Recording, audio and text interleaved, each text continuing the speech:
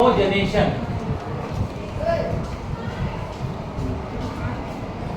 डीहाइड्रोहेलोजनेशन।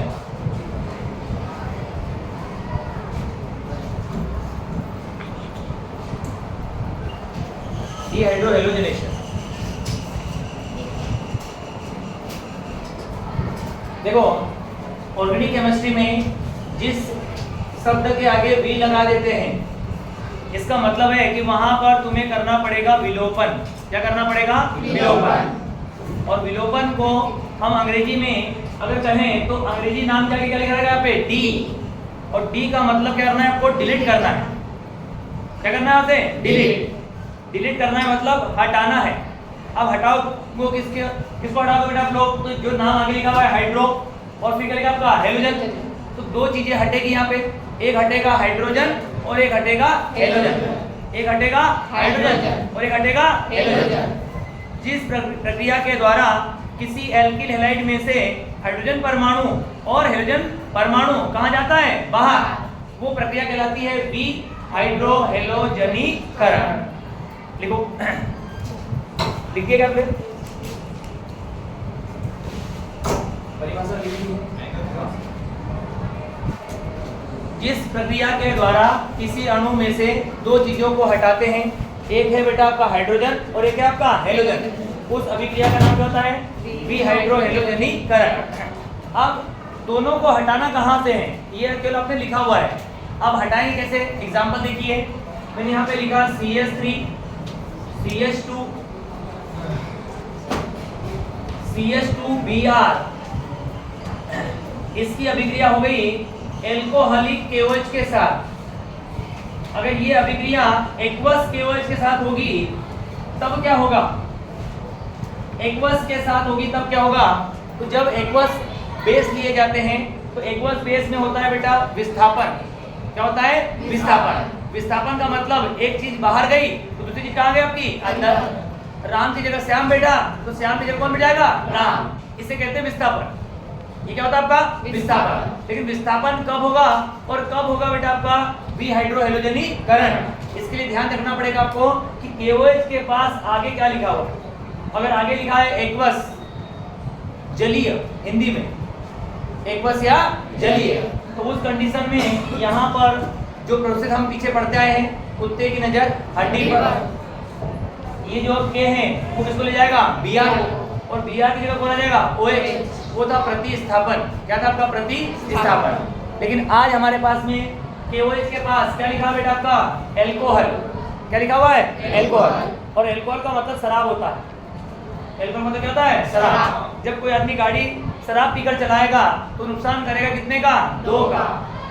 2 का नुकसान किसका होगा? एक स्वयं का जो चला रहा है, और जो जिसमें जाके वो ठोकने वाला है उसके भी हाथ पैर जाएंगे, है ना, आड़े तिरछे हो जाएंगे वहां पर, तो नुकसान कितने होगा? 2 का। तो ये एल्कोहलिक KOH है। इसको मैंने नाम दे दिया है दारू वाला कोई भी हो।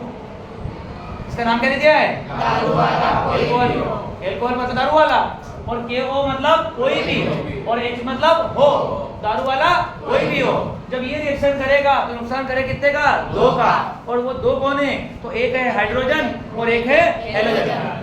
एक हटेगा हाइड्रोजन और एक हटेगा हेलोजन। अब हाइड्रोजन कहाँ से हटेगा?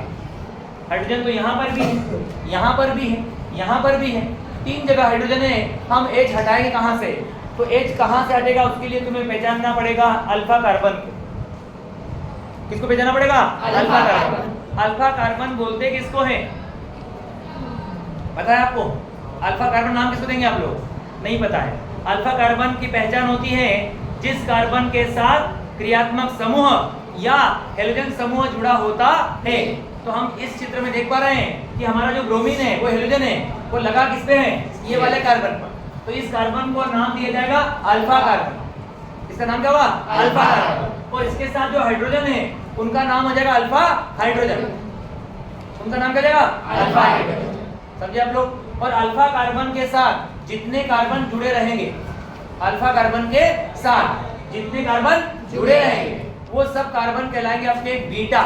वो कहलाएंगे बीटा। इसके साथ ये कार्बन लगा हुआ है, इसका नाम क्या होगा बेटा? बीटा। बीटा के साथ जो कार्बन लगा हुआ है उसका नाम क्या होगा? गामा। बीटा के साथ जो लगा है उसका नाम क्या होगा? गामा। समझे आप लोग? तो अब हमें हटाना है दो चीजों को, अल्फा हाइड्रोजन और हेलोजन। दो चीज हटेगी आपकी, हाइड्रोजन और हेलोजन। तो यहाँ पर ये कार्बन है अल्फा और ये कार्बन कौन है? बीटा। एक के पास से ब्रोमीन, तो एक के पास से कौन हटेगा? हाइड्रोजन। एक के पास से Br और एक के पास से H, कहाँ जाएगा? बाहर। क्या बनाएगा? HBr। क्या बनाएगा? HBr। ला बहन है बेटा, भाई भी है और बहन भी है। इनका नाम रखते समय इनके पिताजी ने सोचा नहीं था कि कंफ्यूजन किस दिन हो जाएगा।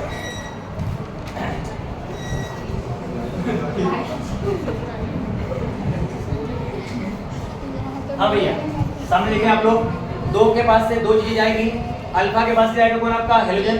और बीटा पास से कौन जाएगा बेटा? हाइड्रोजन। तो यहाँ पर उत्पाद बनाया होगा आप लोगों ने CH3, ये हो जाएगा आपका CH सिंगल बॉन्ड, ये हो जाएगा आपका CH2। H और Br कहाँ चले गए? बाहर। अब यहाँ पर जो सिंगल बॉन्ड है दो कार्बन के बीच में, वो क्या बन जाएगा आपका? डबल। क्या बन जाएगा? डबल। आप देखो यहाँ पर H है और यहाँ पर कौन है? OH। इनका नाम भी याद होगा आपका, लैला और मजनू। ये भी दो दिशाओं में पड़े हुए हैं। जब दो अलग अलग पड़े रहेंगे और जब मिलेंगे तो मिलने पर क्या बनेगा? H2O। क्या बनेगा? H2O। और ये धातु है, पोटेशियम क्या है आपकी? धातु। तो कुत्ते की नजर कहाँ पड़ेगी? क्या बनाएगा वो? क्या बनाएगा? तो इस प्रकार एल्कीन बनाना है बेटा। क्या बनाना है? एल्कीन। तो एल्कीन को बनाने के लिए जिस अभिक्रिया का उपयोग किया जाएगा वो कहलाएगा विहाइड्रोहेलोजनीकरण। और कैसे होगा? तो इस प्रकार होता है। ठीक है। दूसरी बात, यदि कंफ्यूज करने वाला मामला आ जाए, ऐसे यौगिक जिसमें एक से ज्यादा एक से ज्यादा बीटा कार्बन हो, ऐसे यौगिक जिनमें एक से ज्यादा क्या होंगे आपके? Beta carbon. बीटा कार्बन कैसे हो जाएंगे? तो ये कंडीशन हो गई बेटा आपकी। इस कंडीशन में अगर यौगिक बनाना है तो कैसे बनेगा? फिर आपने इसको देखा भैया सबने, एल्कोहलिक क्या है? KOH। इसको देख करके आज की हिंट दिमाग में लानी है कि ये कौन है? दारू वाला कोई भी हो, क्या करेगा? नुकसान। कितने का? 2 का। किसका किसका? हाइड्रोजन का और हेलोजन का। हाइड्रोजन का और हेलोजन का। एक जो है आएगा अल्फा से, एक आएगा बीटा से। लेकिन इस यौगिक में जब बीटा कार्बन की संख्या एक से ज्यादा हो जाए, ये अल्फा कार्बन, इसका पड़ोसी बीटा, इधर वाला पड़ोसी भी क्या कहलाएगा? बीटा। इसमें 2 बीटा कार्बन है, तो 2 बीटा कार्बन होने पर हम H हटाएंगे कहां से? ठीक है, तो इसमें लगाना पड़ेगा सेटजेब का नियम।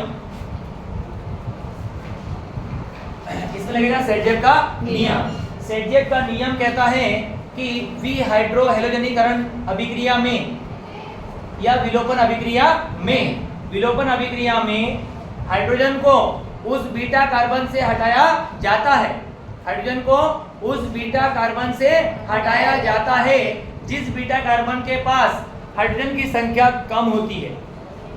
हाइड्रोजन संख्या कम होती है। तो यहाँ 2 बीटा कार्बन है, इसके पास H कितने बेटा? 3। और इसके पास कितने हैं? 2। रामनवी यहाँ देख जरा, यहाँ हाइड्रोजन कितने हैं? 2। और यहाँ कितने हैं? 3 है। तो कम कहाँ पर है? 2 के पास कम है, तो H कहाँ से हटेगा? यहाँ से हटेगा।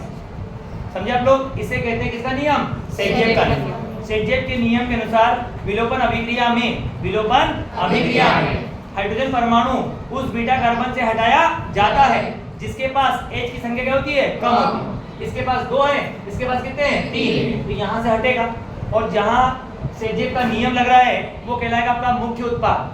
क्या कहलाएगा? मुख्य उत्पाद। तो यहाँ पर मुख्य उत्पाद के तौर पर CH3, CH डबल बॉन्ड क्या बन गया बेटा आपका? CH सिंगल बॉन्ड क्या जाएगा आपका? CH3। साथ में क्या बनेगा? H2O। प्लस में क्या बनेगा? ABr। लेकिन ये रहेगा मुख्य उत्पाद। ये क्या रहेगा आपका? मुख्य उत्पाद। इसके अलावा क्या बन सकता है आप लोग? तो अगर आपने H यहाँ से हटाया तो आप H यहाँ से भी हटा सकते हो। जब ये हटेगा तब क्या बनेगा? CH3, CH2, यहाँ पे CH डबल बॉन्ड क्या गया आपका? CH। लेकिन ये बनेगा 81% और ये बनेगा मात्र 19%। ये बनेगा 19%। तो ये मुख्य उत्पाद है आपका और ये उप उत्पाद बनेगा। ये क्या है आपका? उप उत्पाद। इस प्रकार के क्वेश्चन निम्न में से कौन सा मुख्य उत्पाद है, जेईई और नीट में आते हैं। निम्न में से उत्पाद मुख्य वाला कौन सा है, तो ये अभिक्रिया दी जाएगी आपको और 4 ऑप्शन आपको दिए जाएंगे। उसमें मुख्य उत्पाद कौन होगा, जो किसका पालन करेगा, सेटजेब के नियम। जो किसका पालन करेगा, सेटजेब के नियम। सेटजेब के नियम का पालन करने वाला उत्पाद हो जाएगा मुख्य, और जो नियम का पालन नहीं करेगा वो बनेगा उप उत्पाद। एक है मेजर और एक है माइनर। एग्जांपल भी साथ आपने लिखे होंगे। सेटजेब का नियम लिख लो आप लोग। सेटजेब का नियम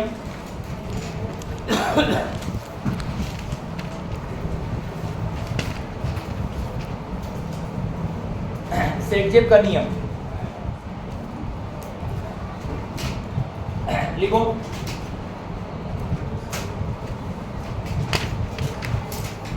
इस नियम के अनुसार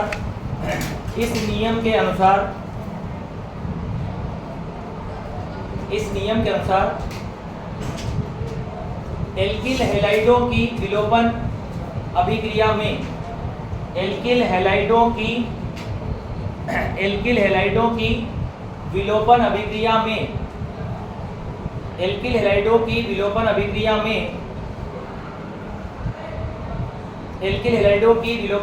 में हाइड्रोजन परमाणु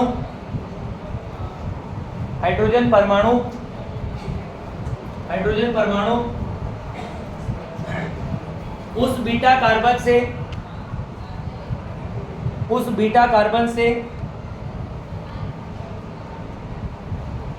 बाहर जाएगा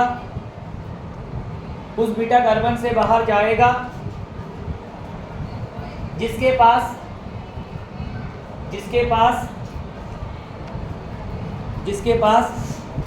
हाइड्रोजन परमाणुओं की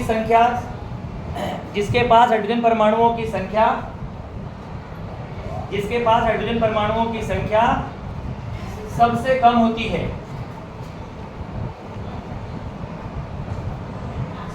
होती है।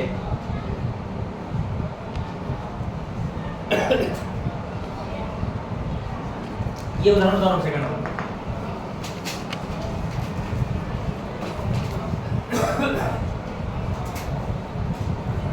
मेन प्रोडक्ट कौन होगा, ऐसी पहचान करने के लिए भी सवाल आते हैं।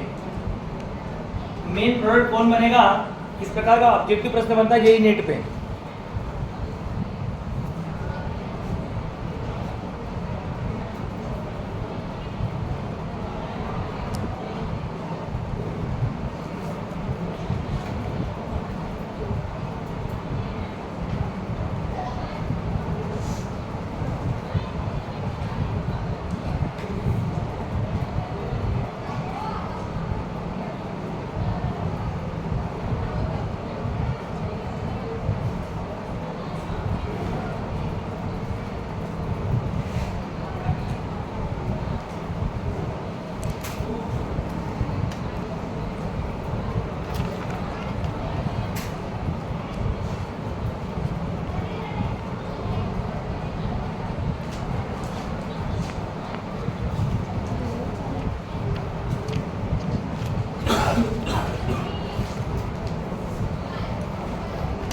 हो गया, ये बात समझिए बेटा अपने को।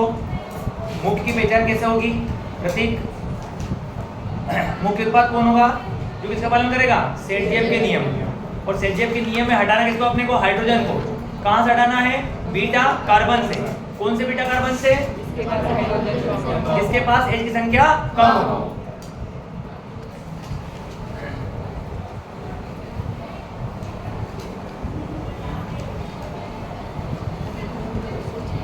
आगे लिखो बेटा, प्रतिस्थापन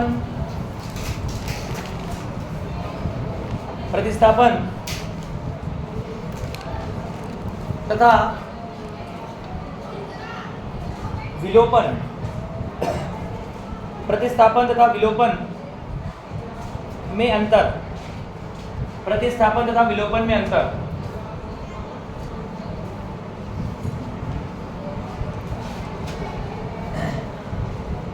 बेटा प्रतिस्थापन को कहते हैं अंग्रेजी में सब्स्टिट्यूशन।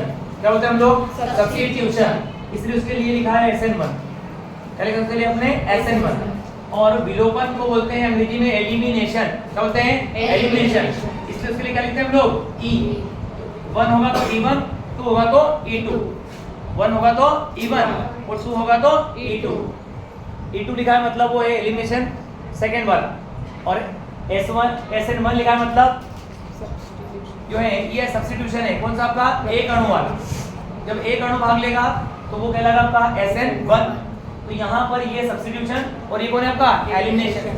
यदि मैं दो प्रकार के उत्पाद आपके पास लिख के छोड़ देता हूँ, यहाँ लिखा है KOH, इसके बाद में CH3, CH2, CH2, CH2X और यहाँ लिख दिया KOH।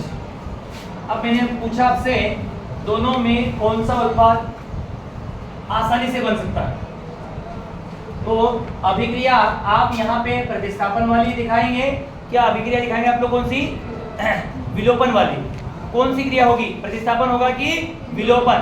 प्रतिस्थापन में अणु कहाँ जाएंगे? बाहर जाएंगे, और उतने अणु कहाँ आएंगे? अंदर। एक अणु बाहर गया, एक अणु आएगा अंदर। लेकिन विलोपन में क्या होगा? दो परमाणु कहाँ जाने वाले हैं? बाहर, अलग अलग कार्बनों से, एक H और एक आपका X। ये कहाँ जाएगा? बाहर। तो यहाँ पर हम ये कह सकते हैं कब होगा विस्थापन और कब होगा जो है विलोपन। नंबर 1 लिखो, अणु की आकृति।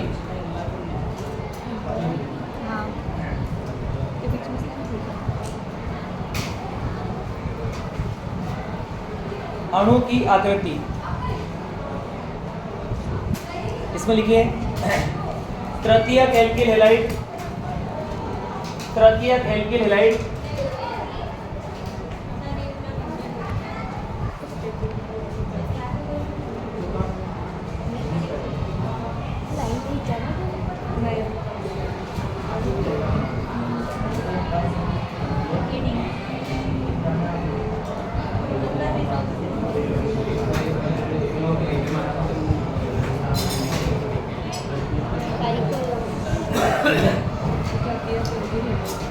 क्या लिखा बेटा आप लोगों ने? तृतीयक एल्किल हैलाइड में विलोपन आसानी से होता है, विलोपन आसानी से होता है, विलोपन आसानी से होता है, जबकि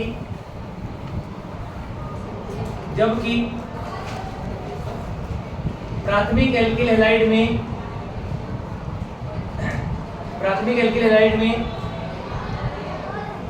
प्रतिस्थापन।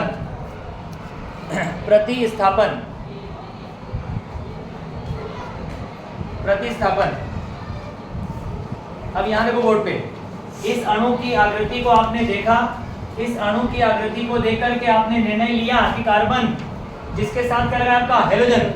उस कार्बन के पास कितने कार्बन लगे हुए हैं? 1, 2 और 3। इसलिए इसका नाम हो जाएगा तृतीयक एल्किल हैलाइड। इसकी संरचना को भी आपने देखा, जिस कार्बन के पास कौन है आपका? हेलोजन। यह कार्बन जिसके पास क्या आपका? हेलोजन। ये कार्बन कितने कार्बन से जुड़ा हुआ है? क्या आपका? 1। इसलिए इसका नाम क्या होगा आपका यहाँ पे? प्राथमिक। क्या होगा? प्राथमिक। अब दोनों की अभिक्रिया KOH के साथ में हो रही है, तो एक जगह होगा आपका विलोपन और एक जगह क्या होगा आपका? प्रतिस्थापन। तो ये विलोपन को फेवर करेगा और ये किसको करेगा फेवर? आपके प्रतिस्थापन। यहाँ पर विलोपन आसानी से होगा और यहाँ पर आसानी से क्या होगा आपका? प्रतिस्थापन। ये E को फेवर करने वाला है और ये SN। एग्जांपल नोट करिए आप लोग। ऊपर कराएंगे आप लोग विलोपन अभिक्रिया, नीचे लिखेंगे आप लोग प्रतिस्थापन अभिक्रिया। ऊपर होगा विलोपन, नीचे होगा प्रतिस्थापन।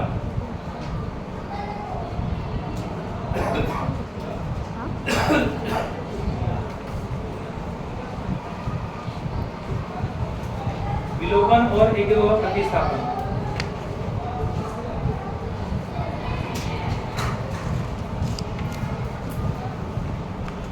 H है बेटा, KOH पोटेशियम हाइड्रोक्साइड KOH, यहाँ पर भी आएगा KOH।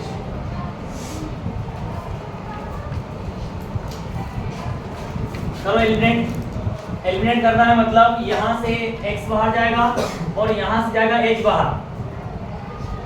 CH3 C, ऊपर CH3 है, यहाँ से H बाहर गया है, यहाँ बचेगा CH2, इसलिए ये सिंगल बॉन्ड हो जाएगा डबल बॉन्ड, प्लस में यहाँ पर आएगा KX, प्लस में आएगा H2। लेकिन यहाँ पे विस्थापन होने वाला है, X जाएगा बाहर, OH जाएगा अंदर, X जाएगा बाहर, OH जाएगा अंदर, और कुत्ते की नजर कहाँ पड़ेगी? हड्डी पर। CH3 CH2 CH2 CH2 OH, और साथ में आएगा KBr।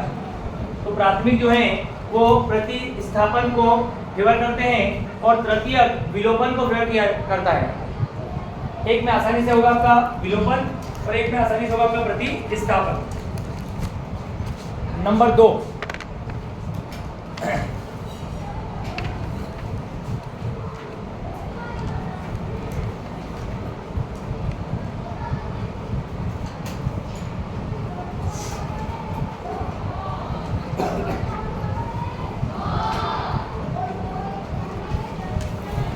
क्षार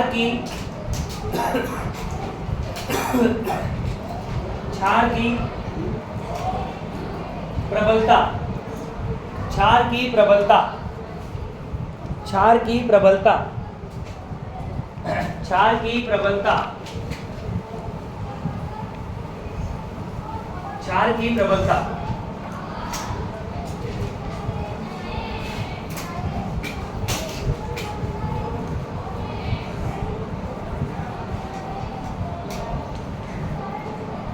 क्षार की प्रबलता,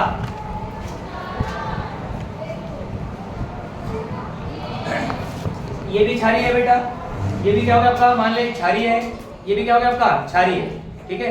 अब यहाँ पर हम देख पा रहे हैं कि इस क्षार में जो नाभिक स्नेही है वो कौन है बेटा आपका OH। इस क्षार में जो नाभिक स्नेही है वो है आपका HCOO, इसे पढ़ेंगे फॉर्मेट। क्या पढ़ेंगे इसको आप लोग? फॉर्मेट। और यहाँ पर जो नाभिक स्नेही है वो है आपका एसीटेट। वो क्या है? एसीटेट। तो ये है प्रबल नाभिक स्नेही, ये क्या बेटा आपका प्रबल नाभिक स्नेही, और ये दोनों जो है वो दुर्बल नाभिक स्नेही है। ये दोनों क्या होता है? दुर्बल नाभिक स्नेही। तो जहां पर प्रबल नाभिक स्नेही होगा क्षार के अंदर, वो क्षार भी कहलाएगा प्रबल क्षार, वो क्षार भी कहलाएगा प्रबल क्षार। तो प्रबल क्षार के आने पर प्रबल क्षार एलिमिनेशन को फेवर करता है। एलिमिनेशन का मतलब विलोपन, और जो दुर्बल क्षार होते हैं वो किसको फेवर करते हैं? प्रतिस्थापन। किसको फेवर करेंगे? प्रतिस्थापन। लिखो, जिस क्षार के पास प्रबल नाभिक स्नेही होते हैं, प्रबल नाभिक स्नेही होते हैं, प्रबल नाभिक स्नेही होते हैं, प्रबल नाभिक स्नेही होते हैं, वे विलोपन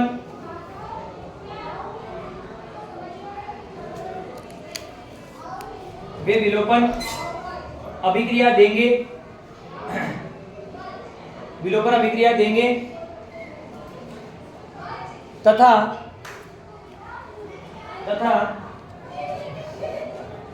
जिनके पास दुर्बल नाभिक स्नेही होते हैं,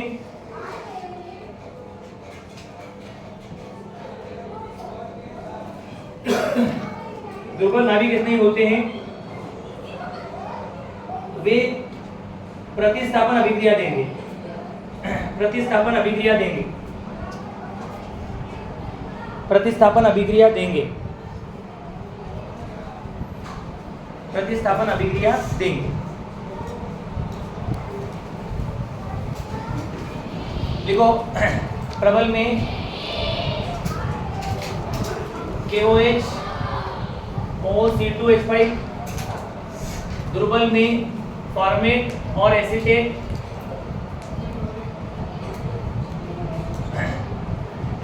ये दोनों प्रबल और ये दोनों दुर्बल हैं।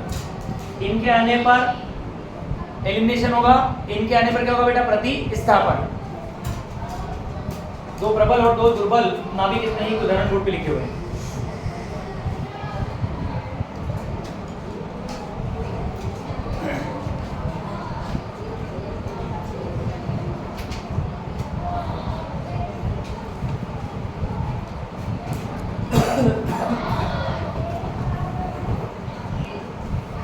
अगला टॉपिक बेटा,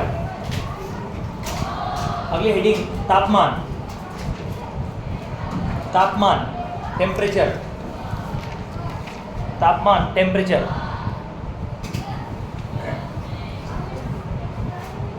देख लेना आप लोग, CH3 CH2 Br है, अभिक्रिया हो रही है KOH के साथ। यहाँ ताप जो है कम है, CH3 CH2 Br है, प्लस में KOH है, और यहाँ ताप है उच्च। अब तुम बताओ कि कहाँ पर विलोपन होगा, कहाँ पे होगा प्रतिस्थापन। तो कहाँ पर विलोपन, कहाँ पर प्रतिस्थापन, ये देखा जाएगा। देखो ये दोनों सेम हो गए, ये दोनों में क्या होगा, यहाँ पे सेम।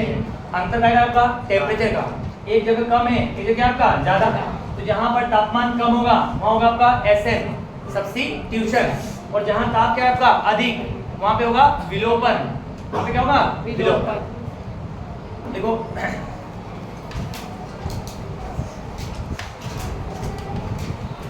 प्रतिस्थापन निम्न ताप पर होता है, प्रतिस्थापन निम्न ताप पर होता है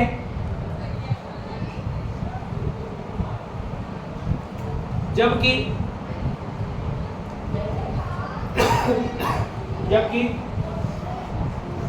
विलोपन उच्च ताप पर, विलोपन उच्च ताप पर,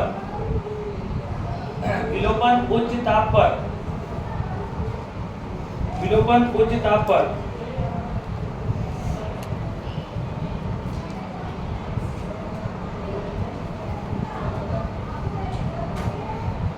ठीक है।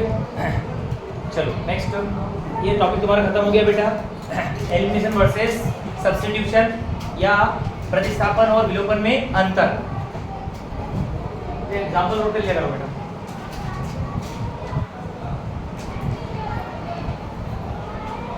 कहाँ पर होगा प्रतिस्थापन, कहाँ पर होगा विलोपन, इसकी पहचान करके आना चाहिए। कहाँ पर होगा विस्थापन, कहाँ पर होगा आपका विलोपन।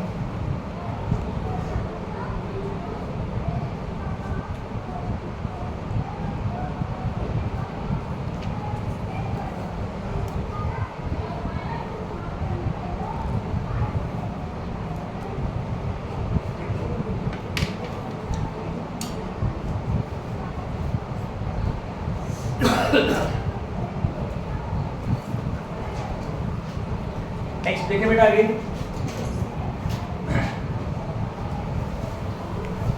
अगला हमारा जो है टॉपिक, आप लोगों के पास नोट तो है पहले से लिखा हुआ है, अब जो थोड़ा समझने का प्रयास करेंगे आप लोग। आज हम पढ़ेंगे एल्किल हैलाइड की धातुओं के साथ क्रिया, एल्किल हैलाइड की धातुओं के साथ क्रिया।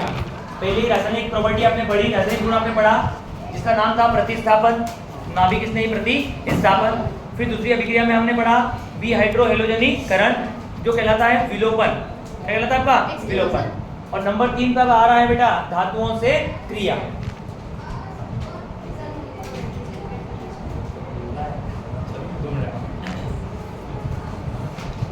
चलिए यहाँ पर देखें हम लोग धातुओं के साथ क्रिया। मैं धातु को नाम के साथ लिंक करने का प्रयास कर रहा हूँ, जिससे हमें अभिक्रिया दिमाग में बिठा पाएंगे। धातु हमारे पास में है सोडियम, इसके बाद में है मैग्नीशियम, इसके बाद में है आपका जिंक, और फिर है बेटा आपका लेड। ये 3 धातुओं के साथ क्रिया जो है वो नेम रिएक्शन से संबंध रखती है, नाम पर आधारित अभिक्रिया संबंध रखती है। ठीक है, तो सोडियम का नाम मैंने रख दिया है सुनार। क्या नाम रख दिया है, सुनार। और मैग्नीशियम का नाम रख दिया मैंने मांगीलाल। क्या नाम रख दिया है, मांगीलाल। और जिंक का नाम रख दिया झंडूबाम।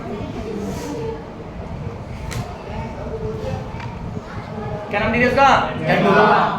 अब मैंने आपसे पूछा सुनार कौन है रे, तो आप बोल दोगे सर सुनार हमारा गुर्ज है। सुनार किसको बोलते हैं, गुर्ज। ठीक है, मांगीलाल, मांगीलाल किसे कहेंगे, तो मांगीलाल किसे कहते हैं आप लोग, ग्रीनार्ड।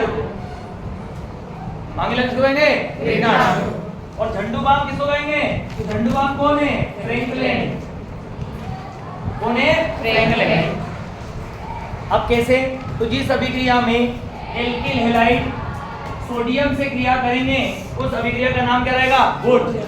जिस अभिक्रिया में एल्किल हैलाइड मैग्नीशियम के साथ क्रिया करेंगे उस अभिक्रिया का नाम क्या रहेगा? ग्रिग्नार्ड। जिस अभिक्रिया में एल्किल हैलाइड जिंक के साथ क्रिया करेंगे वो कहलाएगी फ्रैंकलिन। क्या कहलाएगी? फ्रैंकलिन। तो 3 नेम रिएक्शन हमारे पास में है, एक है वुड्स, एक है ग्रिग्नार्ड और एक क्या है बेटा आपका? फ्रैंकलिन। अब हम वुड्स की परिभाषा बनाते हैं जो समझा के जा रहा हूं, और कभी मैं आप लोग बिना देखे मन से लिख के दिखाएंगे। वुड्स अभिक्रिया कैसे बनेगी? जब एल्किल हैलाइड को सोडियम धातु के साथ ईथर की उपस्थिति में गर्म किया जाता है।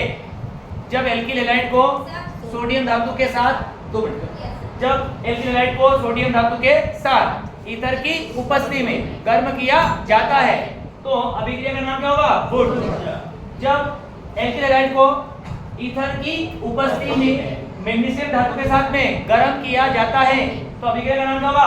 ग्रिग्नार्ड। इसी प्रकार जब एल्किल हैलाइड को ईथर की उपस्थिति में जिंक धातु के साथ में गर्म किया जाता है तो अभिक्रिया का नाम क्या होगा? फ्रैंकलिन। लेकिन अभिक्रिया में क्या बनेगा? तो यहाँ बनेंगे उच्च एल्केन। क्या बनेंगे? उच्च एल्केन। यहाँ पर बनेगा ग्रिग्नार्ड अभिकर्मक। क्या बनेगा? ग्रिग्नार्ड अभिकर्मक। और यहाँ पर भी क्या बनेगा बेटा? उच्च एल्केन। क्या बनेंगे? उच्च एल्केन। एक परिभाषा सुन लो केवल। वह अभिक्रिया जिसमें एल्किल हैलाइड को सोडियम धातु के साथ ईथर की उपस्थिति में गर्म किया जाता है और उच्च एल्केन बनते हैं, इस अभिक्रिया का नाम क्या है? वुड्स। वह अभिक्रिया जिसमें एल्किल हैलाइड को मैग्नीशियम धातु के साथ ईथर की उपस्थिति में गर्म किया जाता है तो क्या बनता है? ग्रिग्नार्ड अभिकर्मक। अभिक्रिया का नाम क्या रहेगा? ग्रिग्नार्ड अभिकर्मक। वह अभिक्रिया जिसमें एल्किल हैलाइड को गर्म किया जाता है ईथर की उपस्थिति में, किस साथ में? जिंक के साथ, तो क्या बनते हैं? उच्च एल्केन। अभिक्रिया का नाम क्या रहेगा? फ्रैंकलिन अभिक्रिया। समझे आप लोग? तो 3 चिड़ावनी जिसको हम लोग बोलते हैं हमारी भाषा में, है ना। सुनार किसको बोला है अपने? वुड्स। मांगीलाल किसको बोला अपने? ग्रिग्नार्ड। और झंडूबाम? फ्रैंकलिन। झंडूबाम में भी जिंक आएगा, मांगीलाल मतलब Mg और सुनार सोना, सोना मतलब सोडियम। ठीक है, लिख के दिखाओ परिभाषा तीनों की।